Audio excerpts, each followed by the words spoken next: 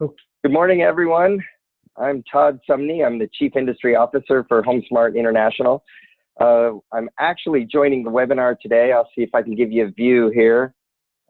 This is from foggy San Francisco, California, where the Inman Connect conference is taking place in downtown San Francisco. So I took a break for a minute, come up to my room here and to do the webinar from the conference. It's a very neat conference going on here, but we have a great topic for all of you today. And on the webinar, we have with us Noel Christopher from Renters Warehouse. And Noel, say hello to everyone. Hello, great to be here. Very excited. I'd like to set the stage for you a little bit, Noel, if I could, real quick, about what Sure. what we're going to talk about today.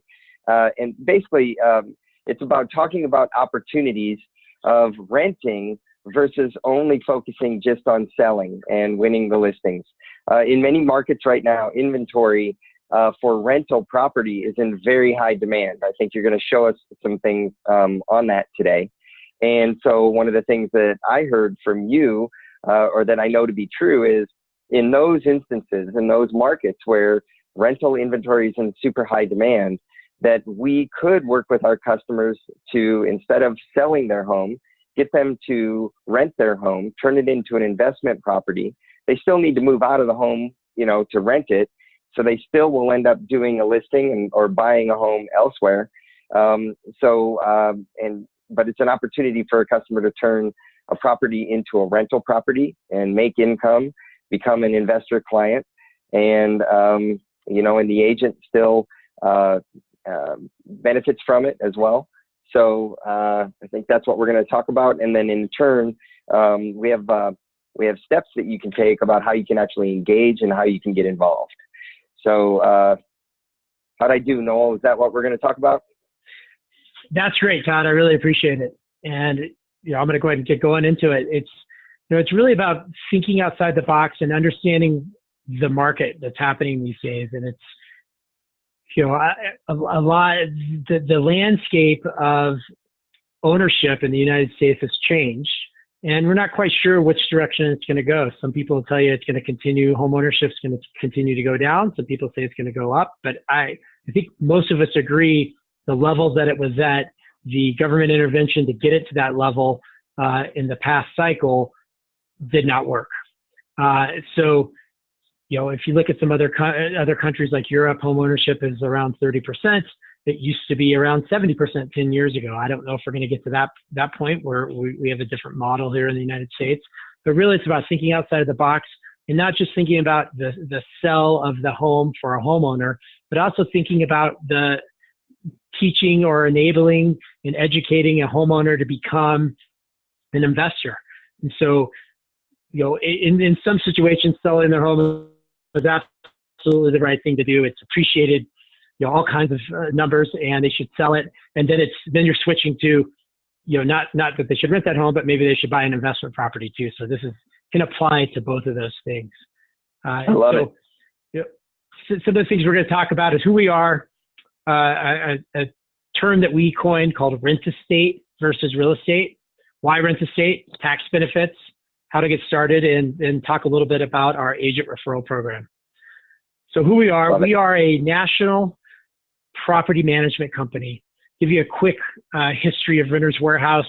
We used to be a franchisor. We were invested into by a local private equity group out of Minnesota that we, as a company, we saw the foresight that we should start rolling up our franchises into our corporate model. Because what's happening with the single-family rental space being institutionalized, it's required a higher level of service and property management, and that's really what we're focused. We're focusing on scale, higher level of service, changing the industry. It's a very fractured mom-and-pop industry, and we're never going to take away from the mom-and-pop property management companies. What we can do is start to weed out the lower level service companies and really bring some efficiencies into the space. And the things that you see are happening with the institutional funds on the acquisition side of, Invitation Homes buying 50,000 homes and other funds buying a couple 100,000 more. They've created efficiencies for investors to now be able to buy. And what's happened is the service industry's come up to support that. So you can now buy a home outside of your geographic region with a lot of comfort. You've got platforms like Roofstock and Own America and different places where you can find a home, acquire it out of your market or out of your geographic location, and then you have property management companies coming up to support that. Right. So we're at around 22,000 homes that we manage in 42 markets. The economies of scale and being able to have an owner that could, if somebody says, hey, I'm in California, where can I invest? Well, there's probably 20 or 30 markets that are great markets to invest in now that you can have the same level of service across multiple markets. So you can have an investor, they could say they want to buy 5, they could buy 1 home in California or 5 in multiple markets across the country. So we've created that process. We've created a company to support that with a dedicated team and just that level of service and price points. So on average, our property management fees are anywhere between $79 and $99 a month. Most markets are around $99 a month. So great. That owner that has a property that rents for $2,500 a month, it's $99 a month, not $200, which is what a lot of other property managers will charge. And we're shaking up the industry with that business model. We get a lot of pushback as well, which is great. So that's great. So the difference, what real estate versus rent estate.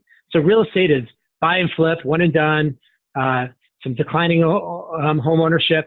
Rent estate is the buy and hold, having that recurring revenue, and it's buying single family homes to rent out to create wealth.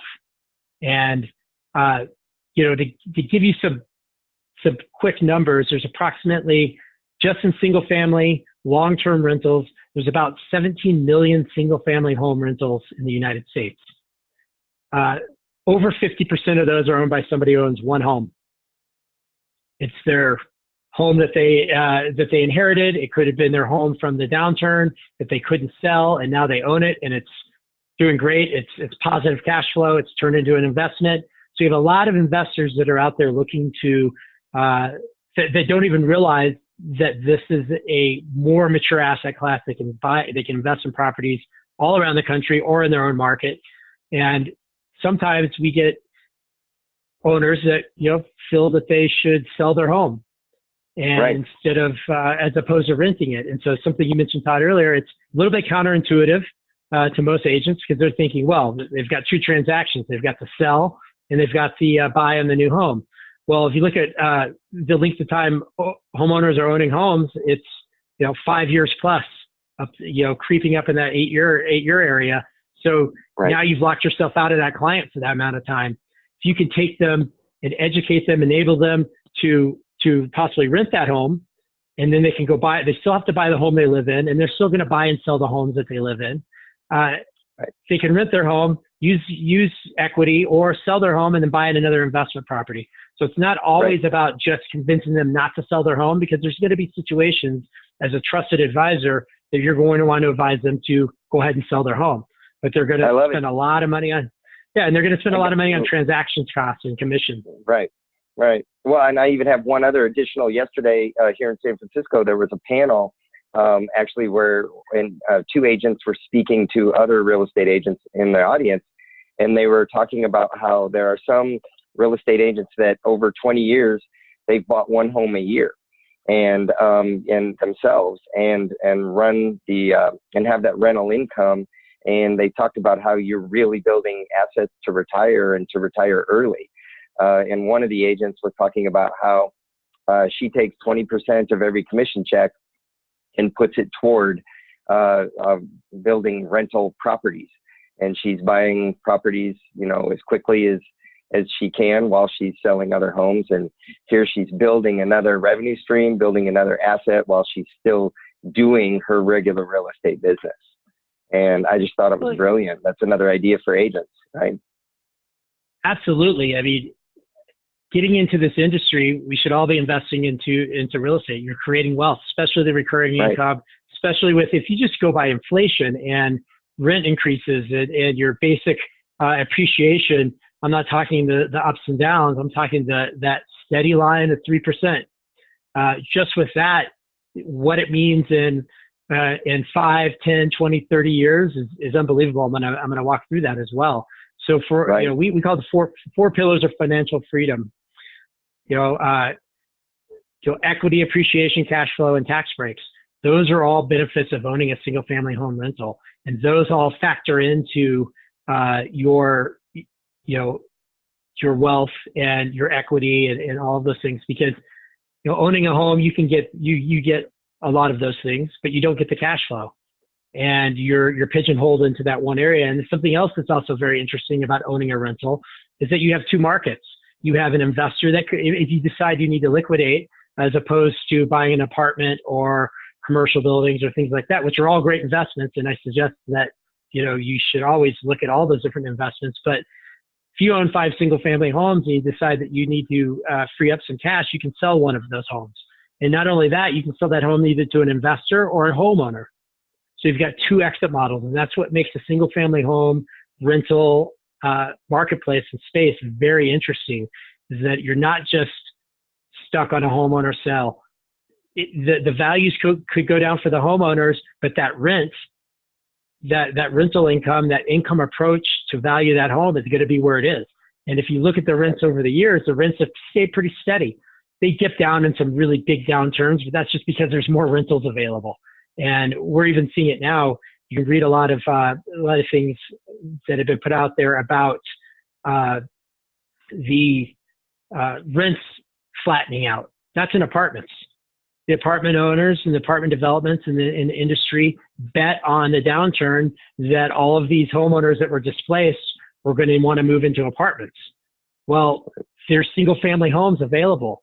The rise of the professional landlords that provide a professionally managed quality single family home, that now you see people choosing to rent, and they're turning around and investing into single family homes. I mean, we all know right. Some of the issues of some of the millennials, that they have a lack of savings. Well, it actually takes less down payment in many instances, and you can buy a home. If you're in an area where the homes are $400,000 or $500,000, you can invest into an area where a home is $120,000, and you can have that money for a down payment and start truly creating some wealth. Right. So we move to the next slide here. So what we call why rent to state. So this is some of the things I was just talking about. So number of households increased in the last few years. 8.6 million households were created from 2006 to 2016. And that meant there were also, from 2009 to 2016, there were 7.2 million new renter households. Home ownership is around 50%. That other 50% need somewhere to live. And not all of them want to live in apartments. That you look at the makeup of millennials staying in their parents' home longer. They then sometimes move to a apartment, but many times they move right into a single family home rental. And then they're starting families later, so that they transition later on in life. And some are staying in a rental for life, because it's a more stable market. So you have more stability in renting a home, knowing that it's not just going to get sold out from underneath you and you're going to be stuck without a place to live. Single family home renters stay in their homes a lot longer as well. So that bottom chart there, going back to that one real quick, sorry. So what you're saying there is that there's 7.2 million new renters in the last couple of years. I guess that's 8 years or 7 years that have come up. Right. And now what's the difference between the 84,000 and the 46,000 on the left and the right? So I believe that's, So I believe that's, so that is the households, U.S. households, and this is renter growth on the right. Okay. So I know, I think it's mislabeled there, honestly. Gotcha. Okay. So, all right.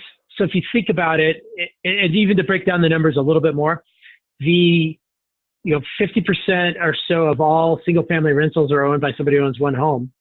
We see the numbers where there's about 250,000 owners who own between 6 and 13, and then it goes down very, very slow after that, because the financing options have been very restrictive. So you get a Fannie Mae loan, you need to put down 20%, you need to keep 6 months PITI for each home you own.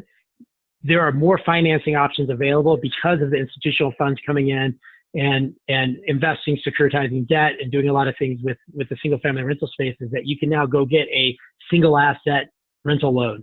And even the community banks are starting to dip their toes into that. So the financing is available to allow people to grow their portfolios. Love it. Love it. So this is the share of single family rentals in all of the single family space, or all of the real estate space. So single family rentals is now 19% of all residential real estate. So single family homes, apartments, things like that.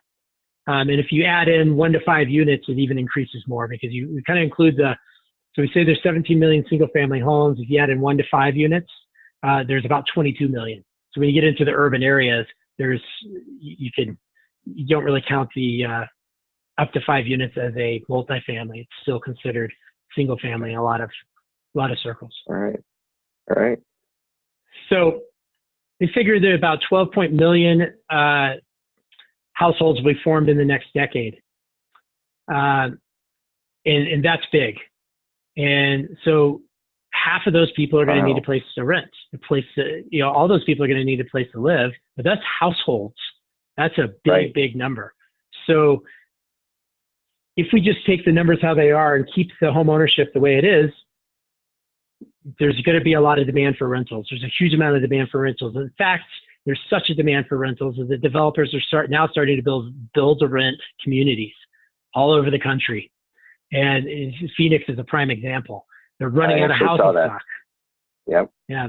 So it's pretty amazing. So people can actually live in a very brand new community that are high quality rentals, like-minded neighbors, things like that. And there's a demand all across the board, from low income all the way. I mean, there's a lot of publicity about the lack of quality low income housing, and that falls right into this space as well.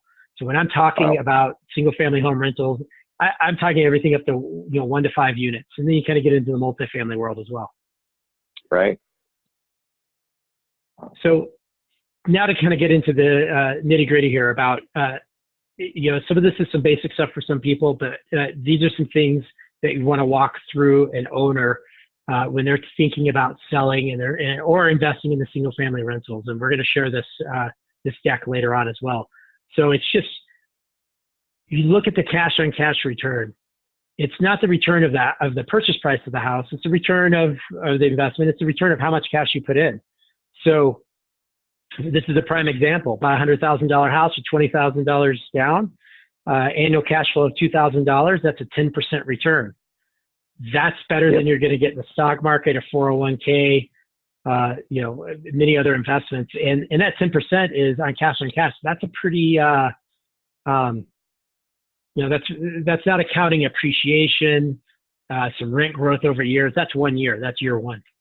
And so when we're talking about the difference between selling your home or renting your home, here's a prime example. So you value of a home of $300,000, got a $270,000 loan, so you have $30,000 in equity. You've got your $18,000 in realtor fees. You've got a profit of $12,000, but that's not taking into account legal fees, closing costs, taxes, prepayments, discharge fees, all of those things. So, and it's also not taking into account that the typical home buyer these days in a lot of markets are expecting a certain level of the home to be in, a certain condition of the home to be in. So a lot of homeowners end up having to put some money into that home in order to push that price up a little bit, and it's usually not dollar for dollar. So here we are diving in a little bit deeper into this on a cash on cash analysis. So we're just looking at, market rent of $1,600, your debt that you would have on that property, and your cash flow of $400 a month. Doesn't seem like a lot at first glance, but you're looking at a $4,800 annual. And so you're going to have some maintenance and repairs, and you could have some rent loss, so you can build some of that in there. But you're looking at about 16%, and maybe even a little bit lower when you add in some of the other costs of ownership. But really, when you get into it here, go ahead. But a quick analysis of that is basically, though, in you know, making $12,000 by selling the home, and then if you rent it in 3 years, you've made that 12,000, or less than 3 years, you've made that 12,000 back in cash flow. Let alone on top of it, you built equity inside the home. Right. So you have that appreciation equity on the debt as well. Yep. So yeah. Here it is, breaking it down a little bit, a lot more. So 1 year is one thing, but when you get into that 5 and even 30 years, it's pretty impressive of what you can do. So you're looking at that 1 year at 4,800, 5-year profits of 24,000, 30-year profits of 144,000. You're not going to get that by owning a home that you live in and letting it appreciate over time. Maybe in some markets, but you're going to have to go through some ups and downs to get there. And, you know, depending on interest rates and things like that. And just with the value of that, I mean, we're seeing appreciation of 2% a year. A lot of markets, it averages out to about 3%. So, you know, just on conservative use, you're looking at, you know, your immediate profit of 12,000, but just your cost to sell and then get back into a new home is going to outweigh any kind of profits you make. Right. So these are all things to walk an owner through, and to understand as a realtor to start to diversify your offering and what you're offering out to investors, and being able to work with investors. Real estate's local. That's not going to change. Right.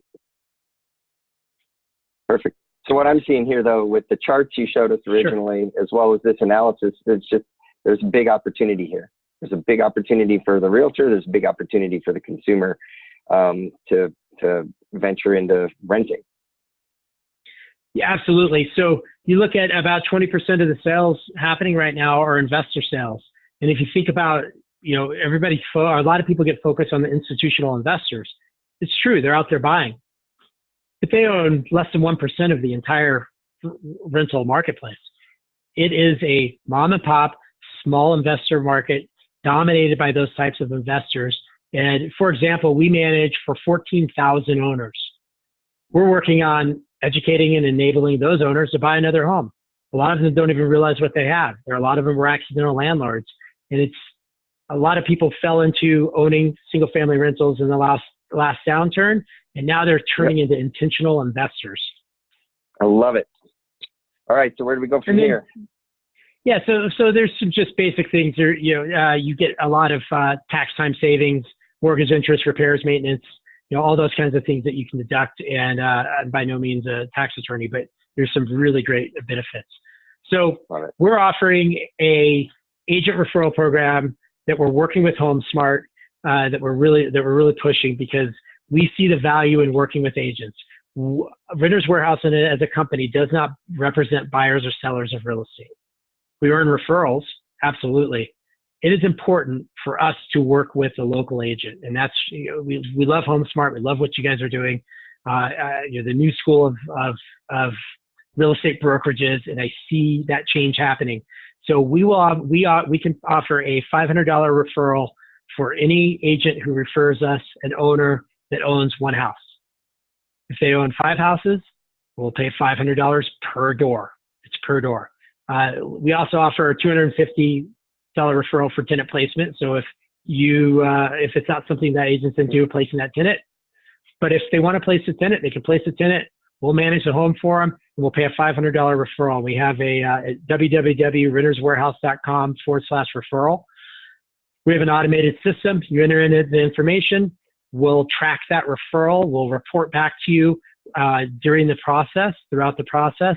When it closes, meaning they either sign up with us for property management or replace that tenant, we'll turn around and pay that referral out to the brokerage, therefore to get paid, for the agent to get paid. And it's pretty straightforward. Very open to questions, feedback. I'm an open book. You guys I don't have it on here, but you can look me up on LinkedIn. We could probably put that out when we send out the deck. Very open here to questions. The best way, if you're going to email a question, is referrals@renterswarehouse.com. And anyway, we're very open. We really value working with the local brokers. So a couple quick questions for me. Sure. Agents, we're going to be sending them a copy of this deck. Is that what we're going to do, so that they can utilize some of the graphs and charts and worksheets that you've included in the presentation? They can go through that with their homeowners. Is that correct? Absolutely. Okay. And then, and for an agent to take action and to engage with this, all they have to do is go to basically renterswarehouse.com/referrals, right? Referral. Singular. Singular, yes. not plural. Okay. And then if they have questions, email you at, let's see, the last screen you had up, which was referrals@renterswarehouse.com. And feel free to reach out to me. LinkedIn, I'm very active on LinkedIn. If you go to our website, renterswarehouse.com, we have a ton of content that is relevant for owners and agents. So there's an area for resources, ton of content. We have our Rent Estate Revolution, which is a book that our CEO, Kevin Ortner, wrote. Ton of content there as well. That's all on our website. It's really geared. We want to work with the agents. We're not building a platform to replace real estate agents. We see the value locally. We're going after local investors that need local agents. Well, I think that was my big thing on the preparation for this call. My big aha was, I think sometimes agents can think that, oh, a rental is taking, a transaction away from me, or it's taking income away from me. And this has opened up my eyes to see that it's creating opportunity and potentially even more business for you, because so on top of they get some income from referring someone to you, that homeowner still needs to move out of the home. They still need to purchase another home. That transaction is still there. And if Renters Warehouse makes it as easy as it appears, that homeowner might become a more aggressive investor, right? And instead of just doing it with one property, they might end up doing it with two or doing it with three. Absolutely. And it potentially could build additional transactions. So I love what you've shown. I mean, a ton of opportunity in all those graphs. Absolutely. And one other thing to look at is if you have homeowners who feel like they're stuck because they can't sell because the house they need to move into is unattainable, which is happening in many markets. Oh yeah. Let them leverage themselves and invest into single family rentals. And there's a ton of resources if you want to be more of a passive investor, although I would never call single family renting owning a passive, but you can find you don't have to buy a home that's an REO and rehab it and resell it. You can buy tenanted assets. So Yep.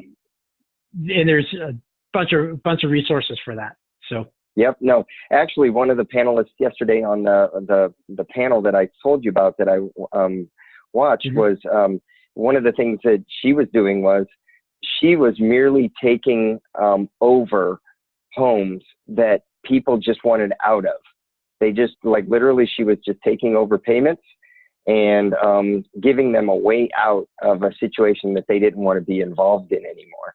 And that speaks to what you just said. I mean, that's an opportunity right there for people who are either distressed or they're just stressed about it, and they just want out.